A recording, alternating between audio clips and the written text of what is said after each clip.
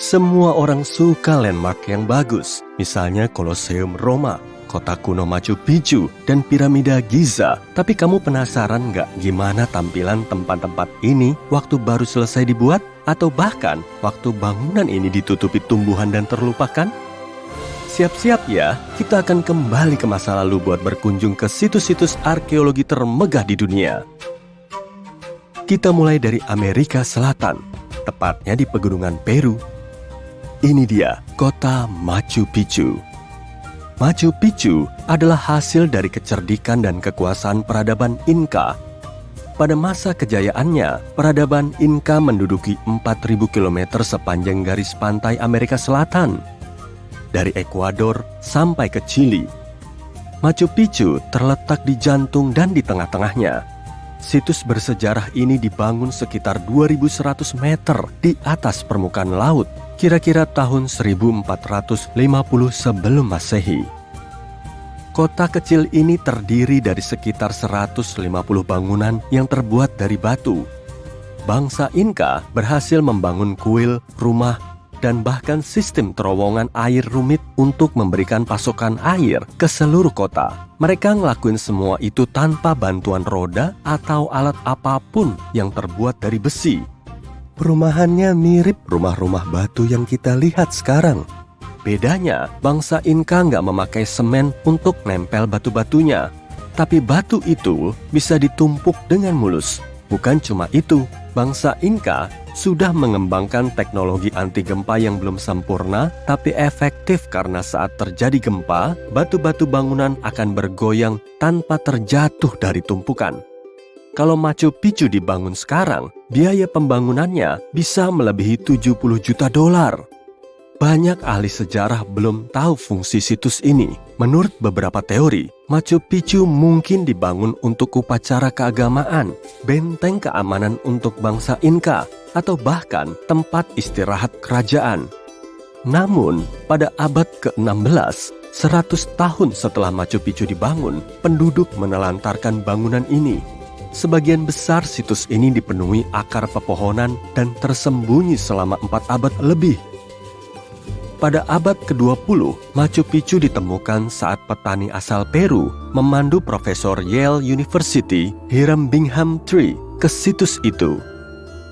Sejak itu, Bingham dan banyak penjelajah lain terus meneliti Machu Picchu yang merupakan keajaiban arkeologis ini.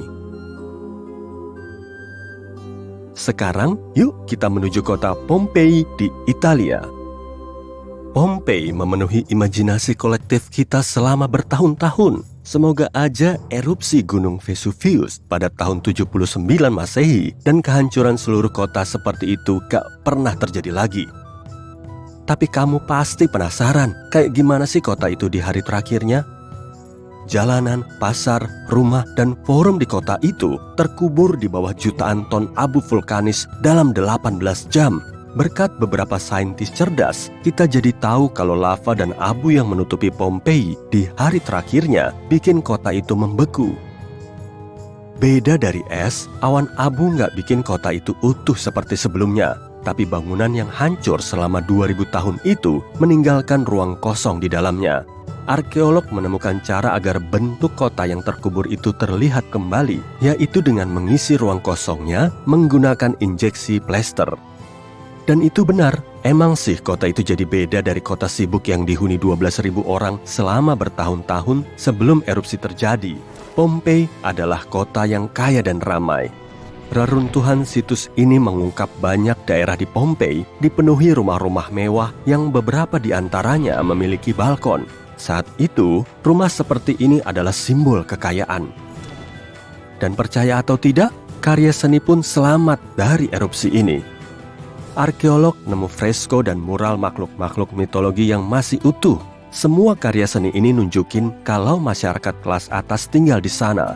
Dari reruntuhan itu, bahkan ditemukan bak mandi, air panas, dan pancuran dari bahan mahal. Oh iya, penduduk Pompei juga punya gigi bagus. Arkeolog bahkan bisa ngelihat detail sekecil itu dari cetakan plester yang mereka pulihkan dari bawah tanah. Masih di wilayah Italia, ada salah satu tempat wisata paling populer di dunia, Colosseum Roma. Tempat ini dibangun sebagai amfiteater pada pemerintahan Kaisar Vespasian, kira-kira tahun 70 Masehi, tapi baru diresmikan tahun 80 Masehi oleh putra Vespasian, Kaisar Titus.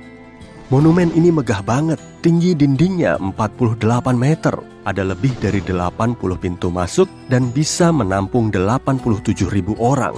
Semua kelas dan kelompok sosial boleh masuk Koloseum. Makanya tempat ini berkembang selama berabad-abad.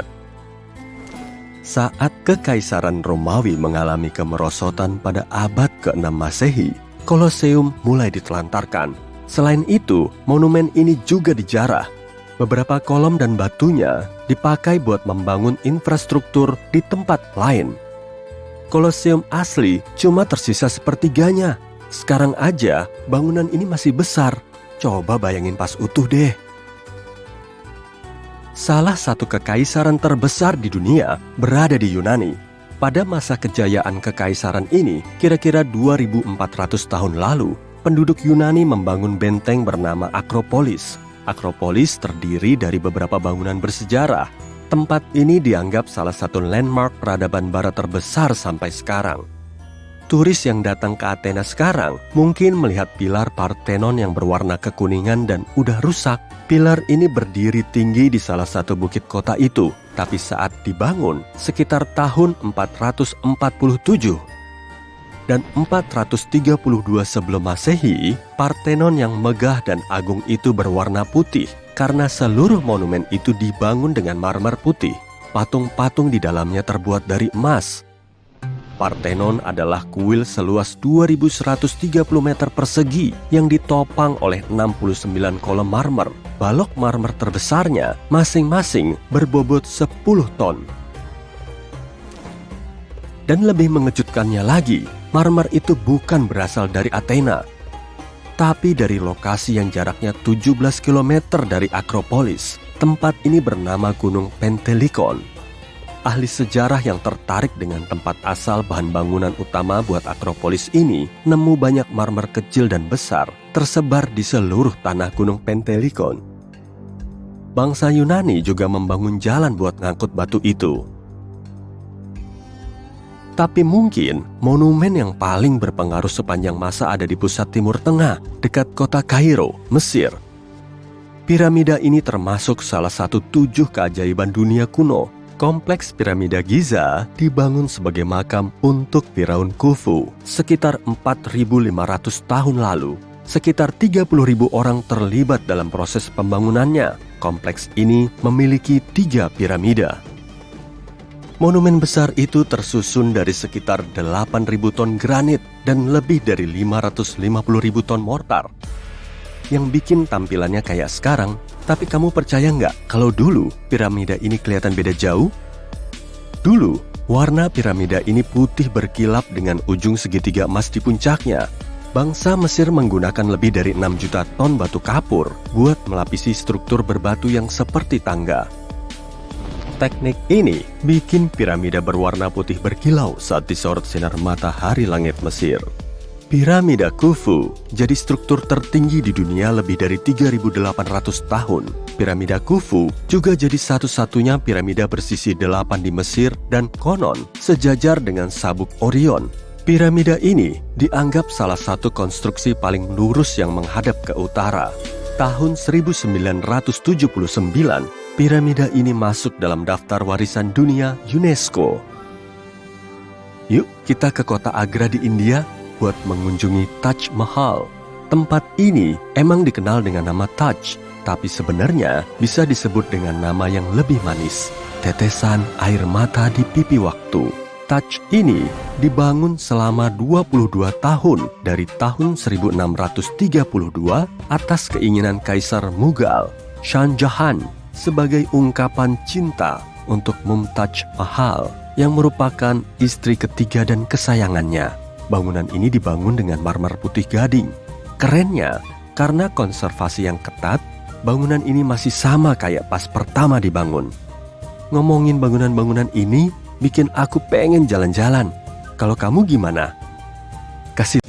Kenapa dunia masih membahas patung yang cuma berdiri selama 54 tahun? Lebih dari 2000 tahun lalu, Apa yang bikin konstruksi kuno berkesan ini begitu unik hingga kita masih mendiskusikannya? Aku bicara tentang Colossus di Rhodos. Tentu saja, patung ini dianggap salah satu dari 7 keajaiban dunia kuno bersama piramida besar Giza atau Taman Gantung Babilonia.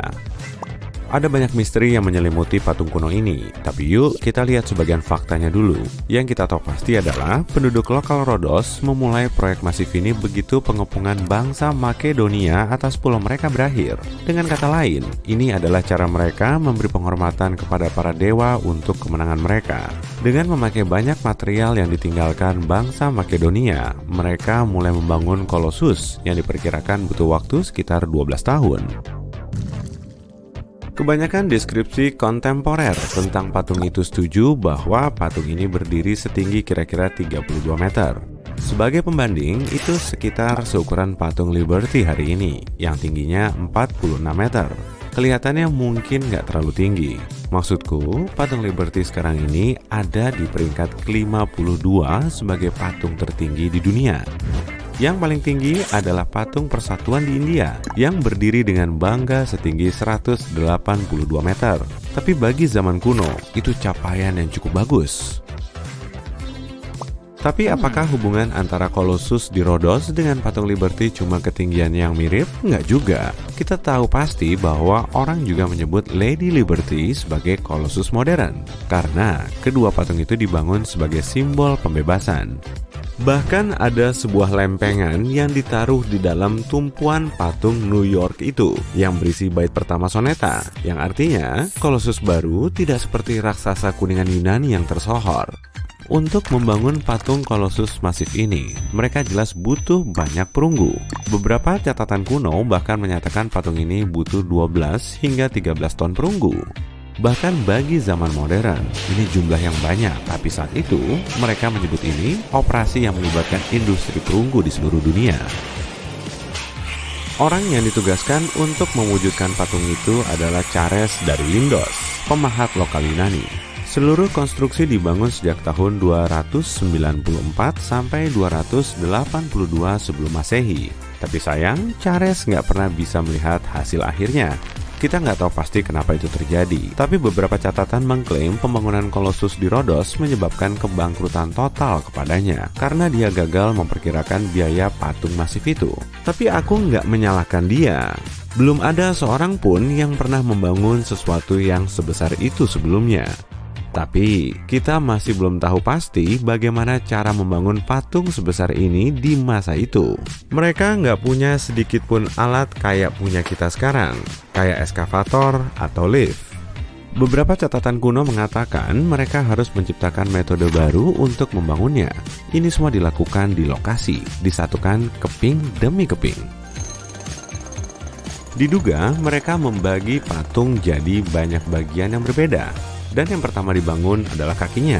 Begitu tiap bagian jadi, gundukan tanah besar ditaruh di sekitarnya agar mereka bisa mengerjakan bagian atasnya. Tapi, catatan ini dibuat lebih dari 100 tahun setelah Colossus selesai. Jadi, kita nggak tahu pasti tentang akurasi informasi ini.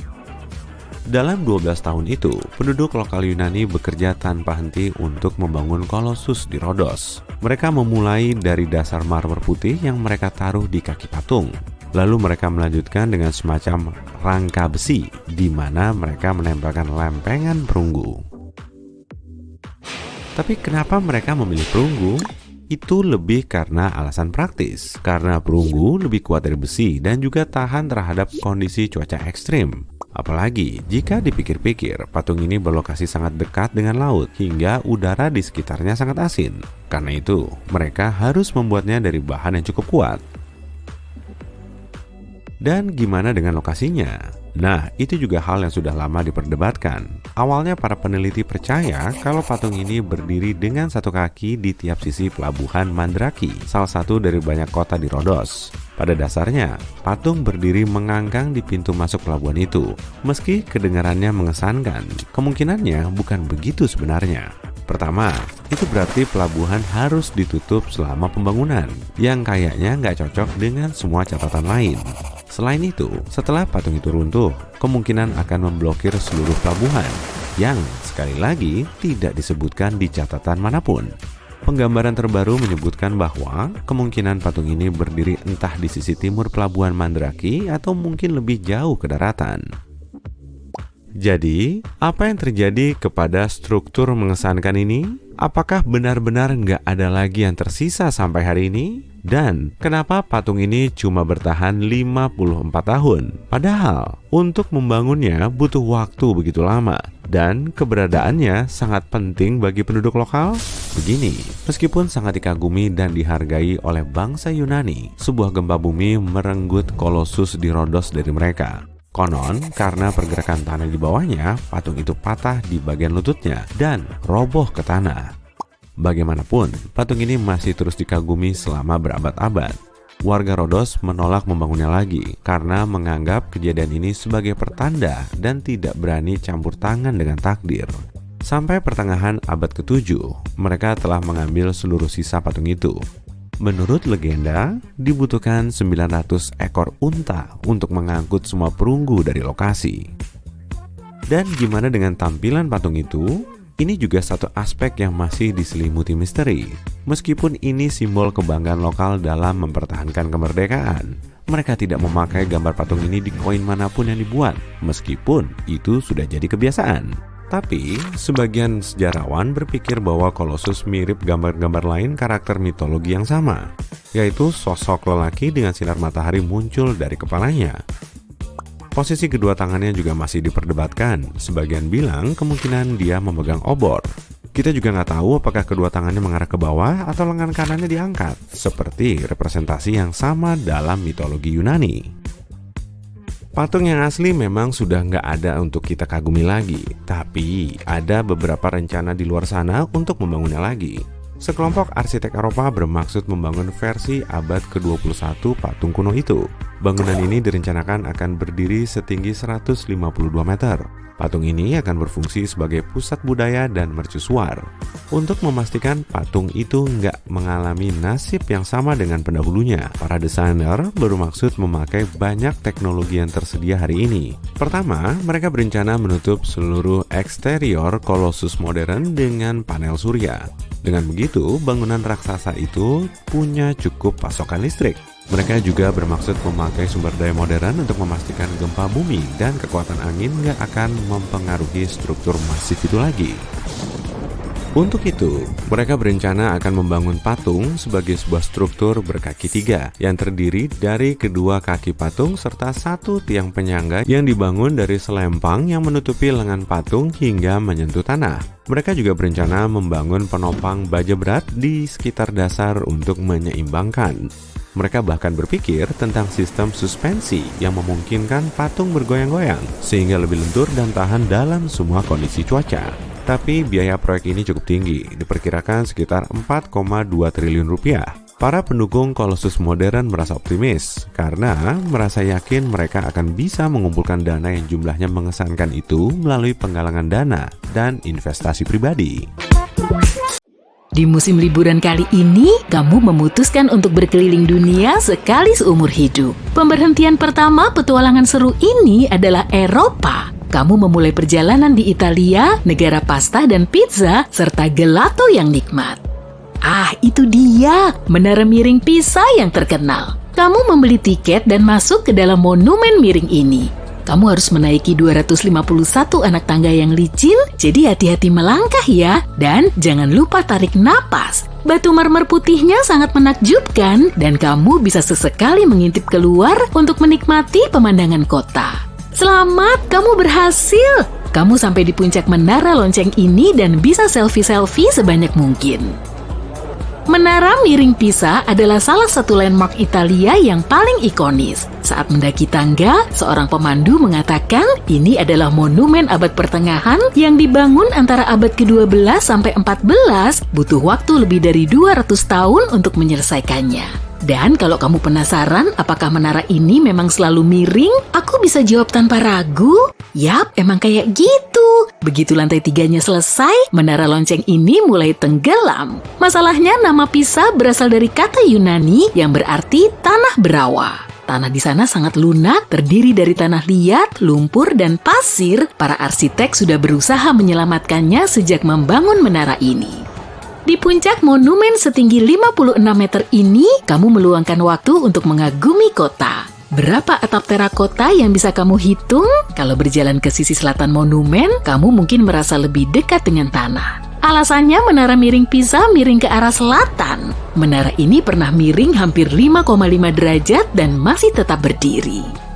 Sekarang kalau kamu mengunjungi monumen ini, si pemandu mungkin bilang menaranya nggak semiring dulu. Beberapa tahun lalu, arsitek dan insinyur terbaik dunia melakukan pekerjaan konstruksi di samping monumen agar tak jatuh. Mereka menggali terowongan dan mengambil lebih dari 38 meter kubik tanah dari bawah sisi utara menara. Sekarang menara ini miring pada sudut 4 derajat, jadi kalau kamu mau foto dengan pose menyangga menara, sebaiknya kamu bergegas. Entah berapa lama lagi menara ini akan tetap miring.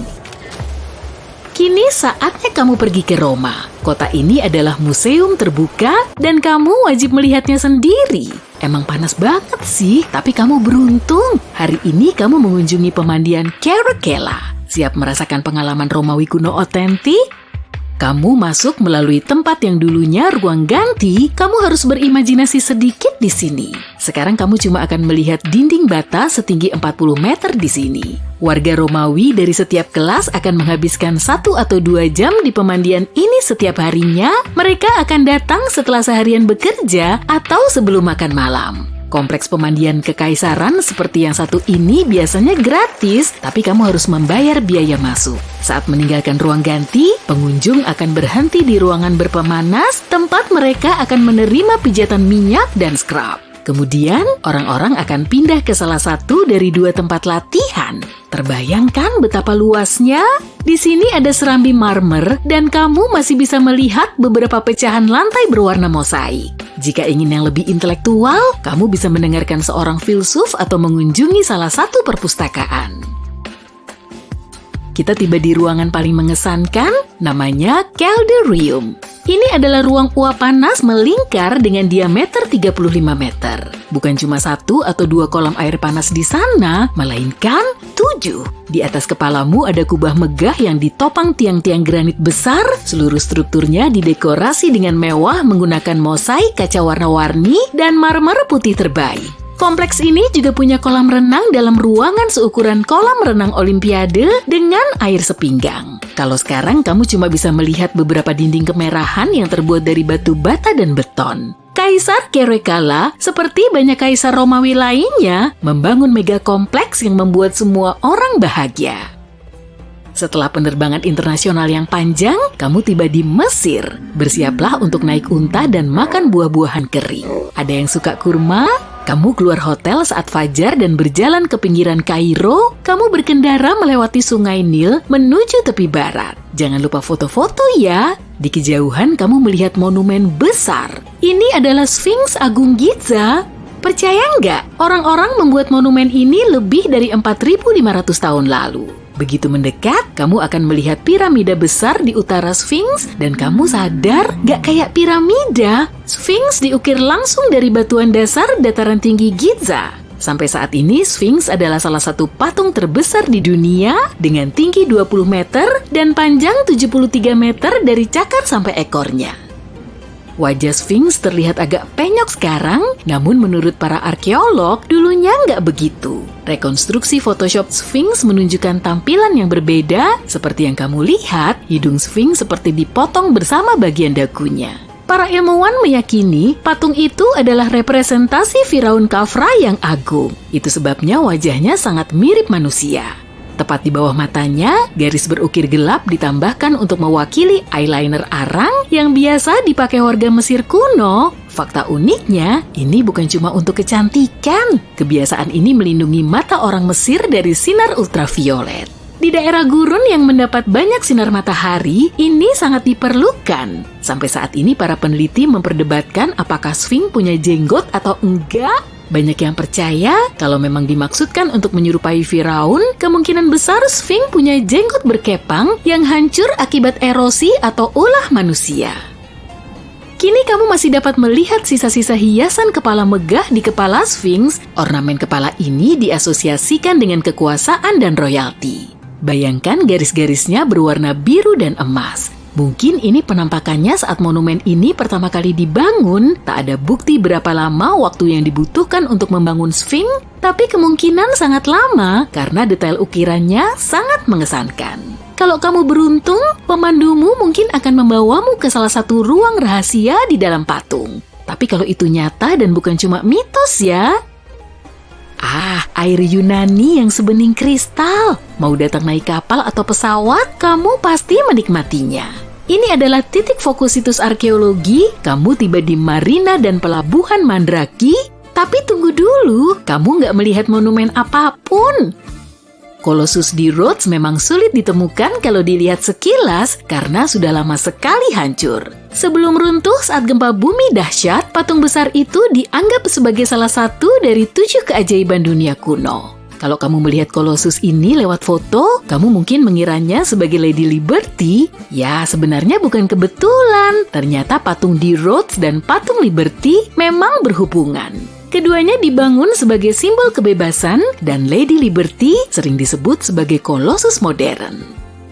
Colossus berdiri setinggi 30 meter, tapi kini yang kamu lihat hanyalah dermaga beton dengan celah besar di tengah. Sekarang bayangkan sebuah patung perunggu mengangkangi kedua ujung jembatan ini. Colossus dibangun kembali pada abad ketiga sebelum Masehi dan 900 unta ikut serta dalam pembangunannya. Patung itu bertahan kurang lebih 54 tahun sebelum dihancurkan gempa bumi kuat. Gempa bumi itu menghantam kota dengan sangat keras sehingga yang tersisa dari patung itu cuma sebelah kakinya yang besar. Meski begitu, orang-orang tetap mengunjungi monumen ini loh. Kamu sudah siap-siap mau pulang? Makasih ya udah ikut dalam perjalanan ini dan jangan lupa tulis situs favoritmu di kolom komentar. Sampai ketemu lagi! Patung Liberty berdiri megah setinggi 93 meter di Pulau Liberty, New York. Patung ini merupakan salah satu spot wisata paling terkenal di Amerika Serikat. Prancis telah menyerahkannya ke Amerika Serikat sebagai hadiah pada tahun 1886. Perancangnya sendiri adalah pematung asal Prancis, Frederic Auguste Bartholdi. Ibunya yang bernama Charlotte telah menjadi model wajah Liberty, sedangkan nama lengkapnya adalah Liberty Enlightening the World. Kalau disebutin semua jadi agak panjang kan? Nama pendeknya aja udah cukup. Total biaya pembangunan patung ini lebih dari $500.000 Amerika. Dalam kurs sekarang, nilainya kurang lebih $10 juta. Uang sebanyak itu bisa terkumpul setelah 5 tahun. Proyek pembuatannya dirampungkan di Prancis pada tahun 1885, lalu patung ini dibongkar menjadi 350 bagian biar bisa dikirim ke Amerika.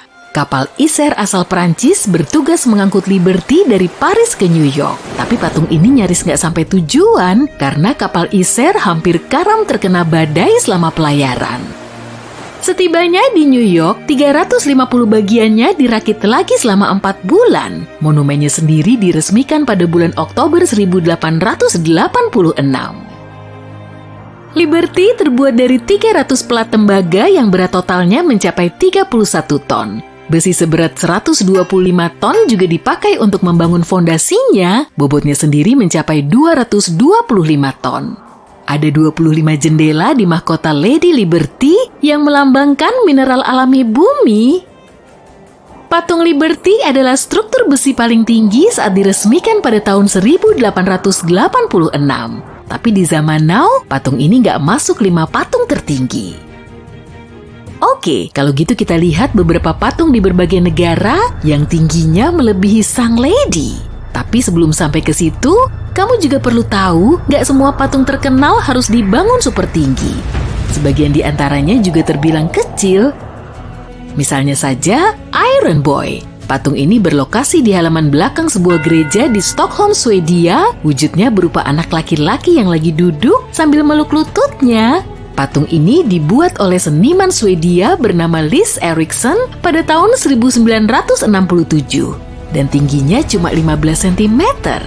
Kalau diartiin ke bahasa Indonesia, patung mini ini bernama Anak Lelaki yang Menatap Bulan, tapi namanya ini lebih sering disingkat biar gampang aja.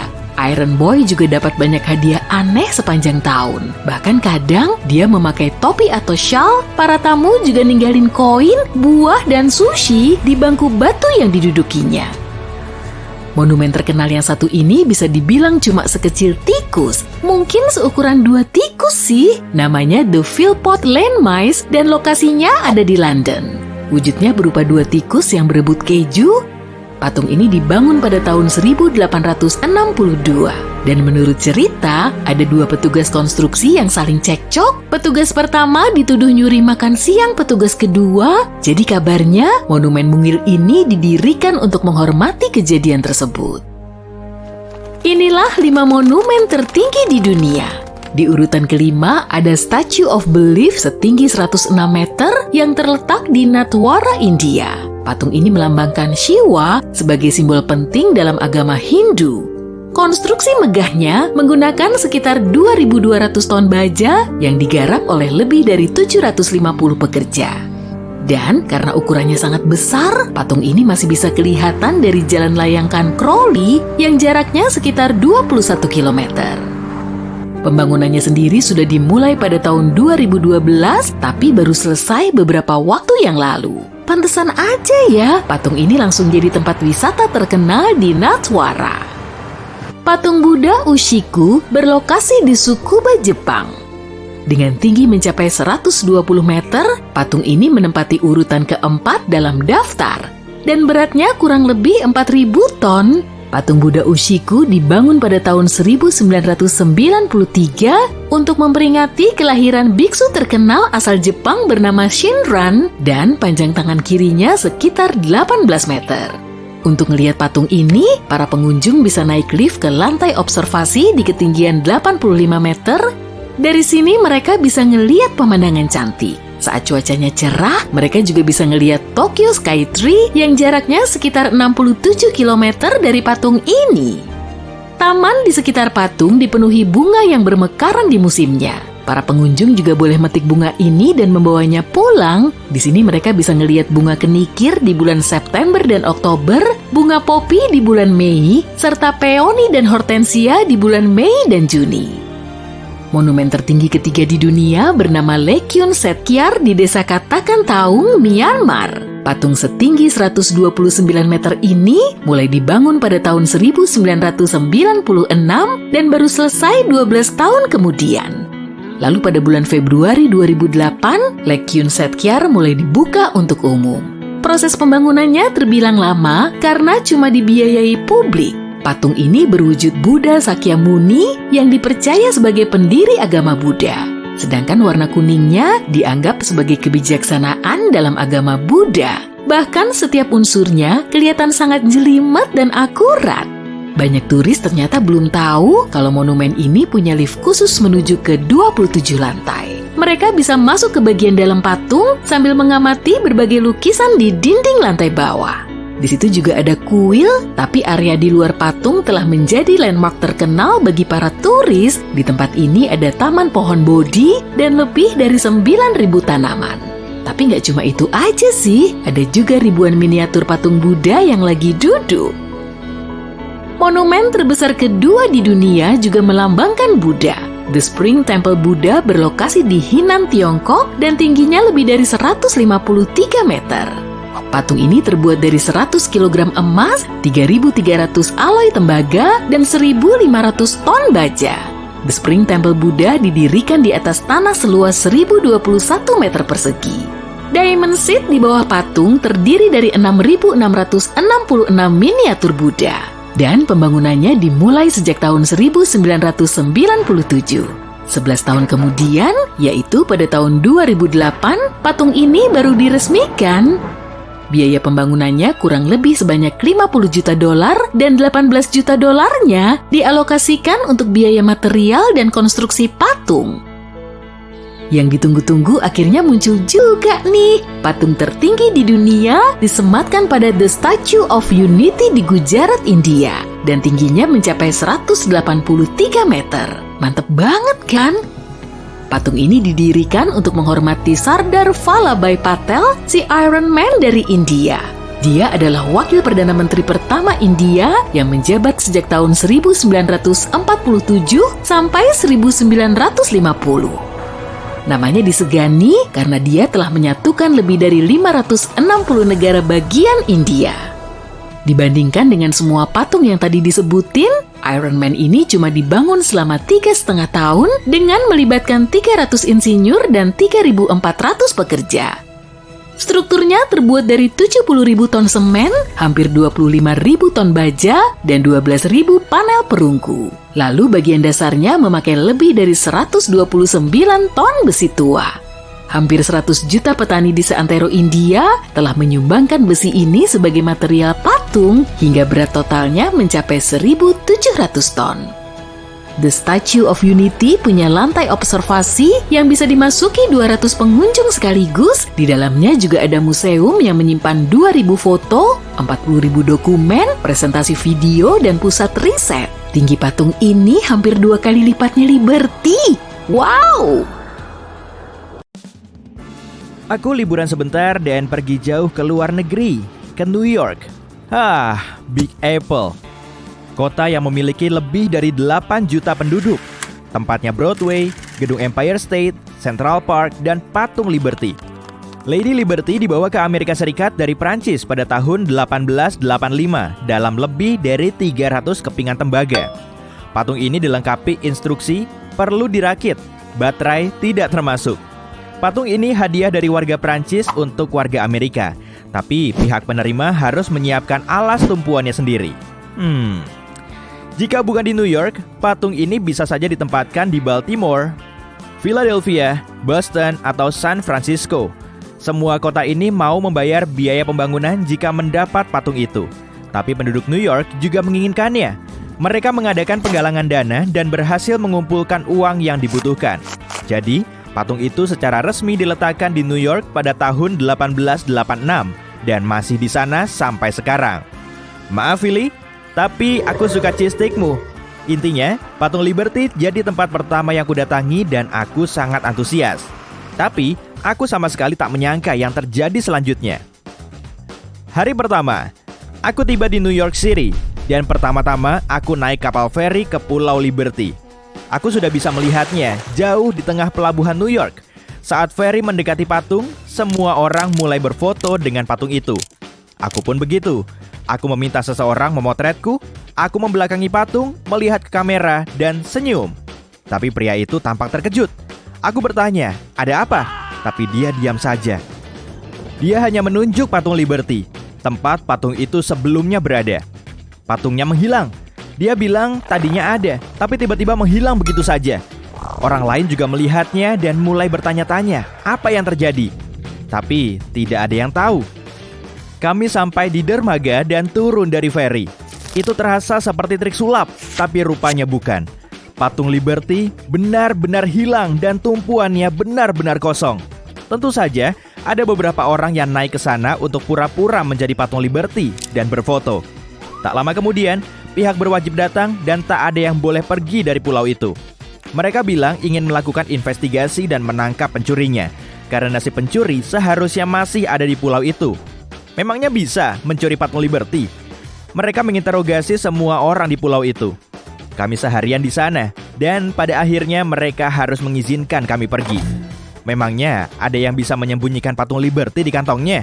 Mengherankan sekali. Hari kedua, itu kasus yang gila.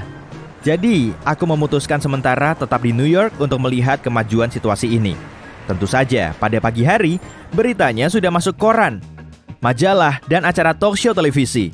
Semua layar di Times Square menampilkan foto patung itu dengan tajuk seperti "Ada yang melihatku? Patung Liberty hilang." Dan bahkan yang lebih dramatis seperti "Pencurian abad ini, patung Liberty dicuri." Big Apple berkabung atas kehilangan ini. Ada banyak orang mengecat tubuhnya biru hijau seperti patina pada patung itu, memakai gaun, dan souvenir mahkota busa patung Liberty.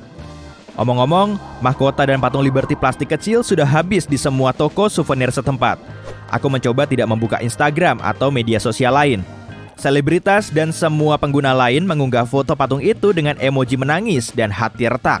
Internet menjadi sebuah memorial besar.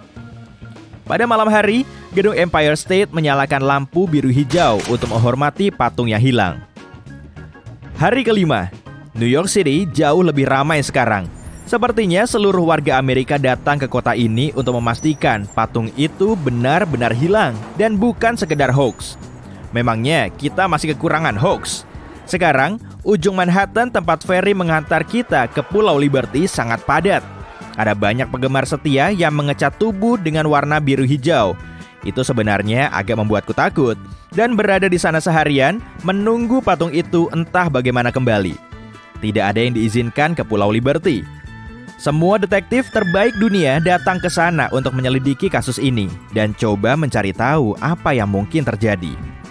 Hari ke-10, Prancis secara resmi mengumumkan bahwa mereka akan membuat patung Liberty baru untuk New York. Mereka baik sekali, tapi orang-orang terus menangis dan berkata tidak ada yang bisa menggantikan patung Liberty asli yang sangat dicintai. Kamu ingat pada tahun 1885, ada kota lain seperti Boston dan Philadelphia yang menginginkan patung itu. Sekarang, mereka menyalahkan New York karena kehilangan patung setinggi 46 meter dan seberat 204.000 kg itu.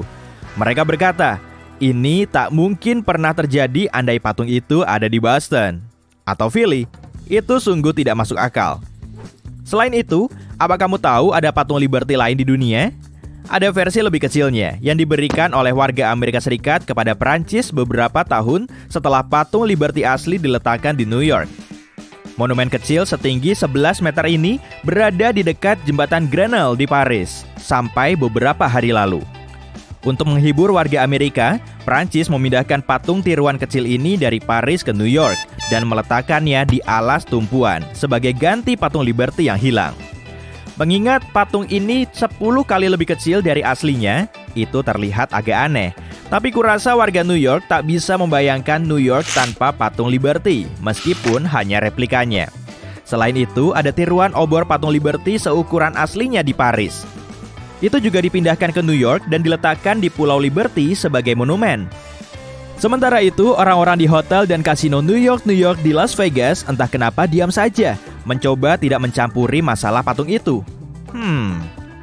Hari ke-20, dunia membuka penggalangan dana besar-besaran untuk patung Liberty baru. Tak lama, penggalangan dana ditutup. Hanya butuh 2 jam 47 menit untuk mengumpulkan 1,5 triliun rupiah yang dibutuhkan.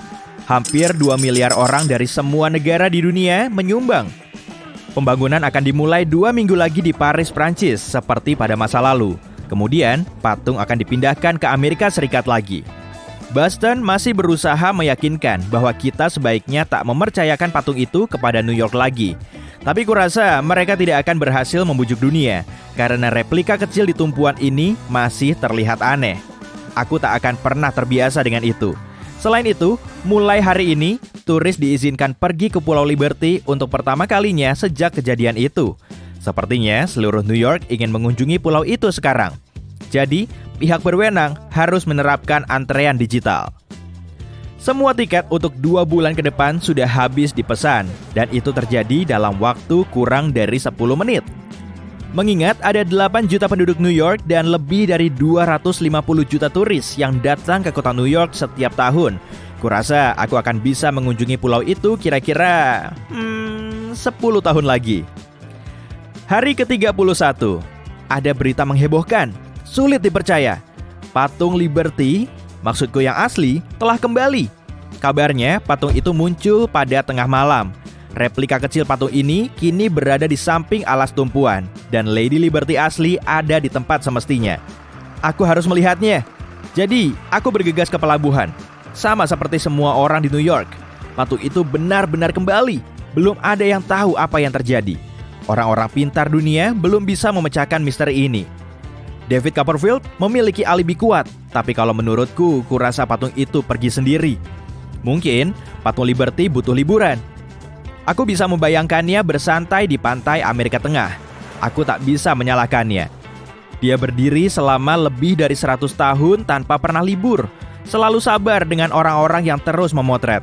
Itu bukan tugas yang mudah. Aku senang patung itu berlibur sebentar. Mungkin kita tak akan kehilangan selama 15 dekade ke depan. Hei, kita semua khawatir. Tapi dia berdiri di sana seperti tak terjadi apa-apa. Tenang semuanya, aku kembali. Hai penonton Sisi Terang. Kamu pernah ngepoin bagian dalam kepala patung Abraham Lincoln nggak? Kalau Grand Station Terminal di New York? Kali ini, aku mau ngebocorin semua rahasia seputar landmark terkenal di Amerika yang belum terungkap. Di tebing granit Mount Rushmore yang berhias pahatan wajah, ada ruangan rahasia di kepala patung Presiden Lincoln. Ruangan ini pernah dipakai untuk menaruh dokumen penting dalam sejarah Amerika Serikat. Dan rencananya, pahatan tersebut mau dibikin lebih besar untuk mengingat berbagai peristiwa bersejarah di Amerika Serikat.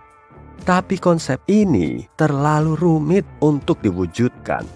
Maka Hall of Records kemudian dipilih.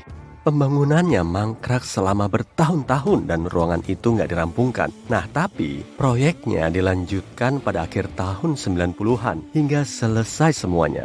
Ruangan ini menggambarkan sejarah Amerika Serikat untuk generasi mendatang, yaitu kapsul waktu dari masa lalu. Tapi para turis nggak bisa masuk ke ruangan rahasia ini karena memang sulit dijangkau. Calon penumpang yang buru-buru masuk ke Grand Central Terminal supaya nggak ketinggalan kereta udah pasti harus rela bermandi keringat.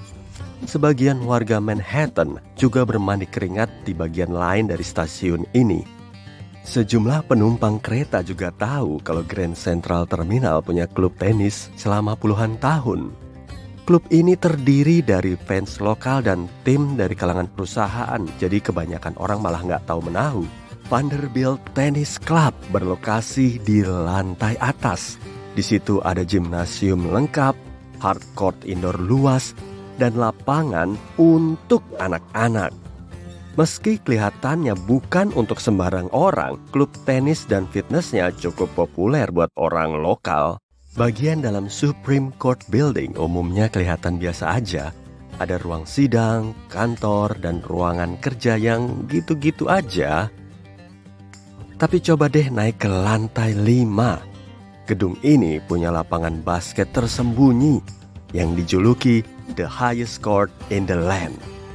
Lapangan ini sering dipakai oleh mereka yang kerja di situ. Lapangan ini awalnya didesain sebagai area penyimpanan, tapi kemudian mulai sering digunakan sebagai lapangan untuk latihan tenis. Tren tenis makin ditinggalkan, hingga akhirnya tempat ini berganti lagi menjadi lapangan basket. Air terjun Niagara memiliki daya tarik tersendiri karena air terjun alami ini pernah dipakai sebagai pembangkit listrik. Airnya juga pernah melambat dan bahkan sampai berhenti karena telah membeku dan menjadi es. Namun begitu nggak banyak yang tahu kalau Niagara juga bisa dihentikan. Dan pada tahun 1969, Korps Insinyur Angkatan Darat Amerika Serikat bisa nyetop airnya. Untuk menghasilkan listrik tenaga air, para insinyur menerapkan cara untuk mengontrol aliran air dan arah jatuhnya agar outputnya lebih optimal. Semua airnya malah menyebabkan banyak erosi sehingga perlu dilakukan perbaikan. Tapi sayangnya, rencana ini nggak membuahkan hasil sama sekali. Tapi kalau lady yang satu ini beda lagi sih. Patungnya telah menjadi ikon simbol harapan dan salah satu figur paling terkenal di seluruh dunia. Ukuran sepatunya sebesar 879. Patung Liberty menjadi struktur yang paling dikenali di seluruh Amerika Serikat dan pastinya seluruh dunia. Pada tahun 1886, monumen ini nggak cuma sebagai simbol. Selama 16 tahun, patung ini berfungsi sebagai mercusuar yang beroperasi penuh. Turis di landmark Amerika Serikat ini bisa naik sampai ke mahkotanya untuk melihat pemandangan New York. Dulu di obornya juga ada ruangan yang bisa dimasuki. Tapi sayangnya, tangganya telah rusak oleh gelombang kejut akibat ledakan di dekat lokasi. Sehingga ruangan itu gak bisa diakses sejak tahun 1916 sampai sekarang. Dan belum pernah ada lagi pengunjung yang masuk ke situ. Saat jembatan Brooklyn pertama kali dibangun, para insinyur mulai menghadapi dua masalah besar. Pemerintah nggak punya cukup uang untuk mendanai seluruh proyeknya, kira-kira begitu. Selain itu, pabrik wine di sekitarnya nggak mau pindah dari jalur konstruksi. Para insinyur kemudian berhasil nemu solusi brilian untuk mengatasinya. Mereka ikut mendanai jembatan ini dengan membangun tempat penyimpanan wine dan menyewakannya ke bisnis lokal yang memerlukan ruang tambahan. Pendekatan yang jenius banget kan biar jembatannya jadi? Saat ini, pemerintah kota New York telah mengambil alih kepemilikan gedung ini dan menutup semua fungsi aslinya. Jadi sekarang gedung ini cuma dianggurin dan perlu dirawat. Disneyland telah dinobatkan sebagai salah satu landmark paling terkenal di Amerika Serikat. Penggemar beratnya pasti menganggap kalau mereka tahu semua rahasia taman ini, tapi sebagiannya bisa bikin pengunjung biasa keheranan. Lokasi persisnya yaitu di balik pintu tanpa bertanda di New Orleans Square. Di situ ada restoran mewah untuk kalangan atas bernama Club 33. Kalau kamu memang pengen menikmati menu makanan mewah di sini, mending mulai nabung dari sekarang deh. Harga masuknya lumayan mahal loh, yaitu sekitar 362 juta rupiah untuk jadi member, plus biaya tahunan 174 juta. Kalau kamu tiba-tiba galau karena nggak masuk sebagai member Club 33, jangan sedih dulu. Daftar tunggunya aja bisa sampai 14 tahun. Bahkan Walt Disney sendiri aja nggak pernah masuk ke situ kok. Jembatan Golden Gate pernah menjadi jembatan gantung paling panjang di dunia. Struktur indah sepanjang 2,7 km ini punya teknologi canggih dan berhasil dirampungkan pada tahun 1937. Banyak orang juga pasti tahu kalau jembatan ini selalu dicat ulang, tapi warna catnya yang kelihatan merah itu sebetulnya bernama International Orange.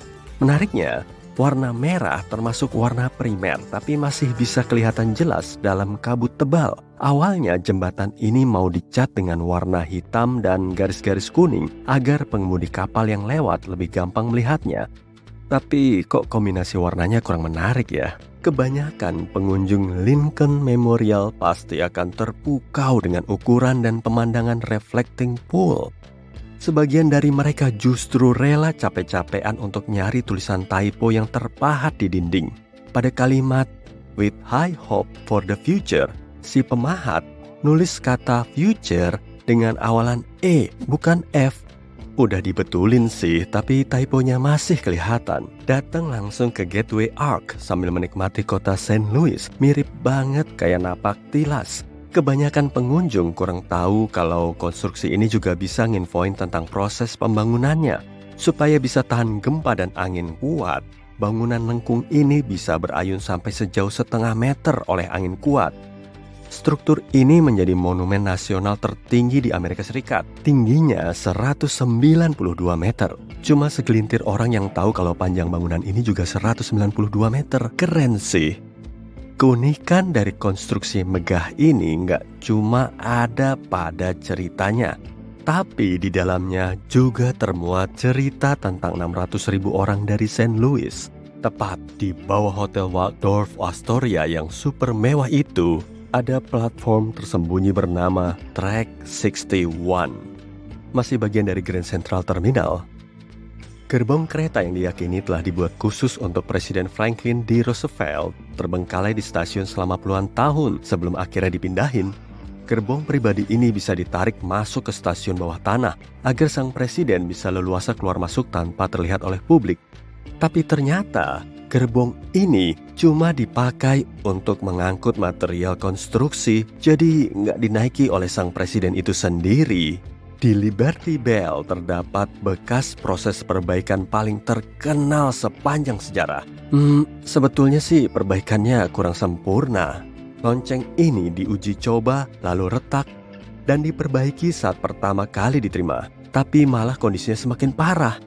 Setelah digunakan hampir 90 tahun, muncul retakan kecil di Liberty Bell pada tahun 1840-an saat pemerintah kota Philadelphia memperbaikinya pada tahun 1846. Retakannya malah semakin menganga. Berbagai upaya telah dilakukan untuk memperbaiki kerusakan lonceng, tetapi ternyata loncengnya nggak bisa utuh lagi. Setelah itu, Liberty Bell nggak digunakan lagi.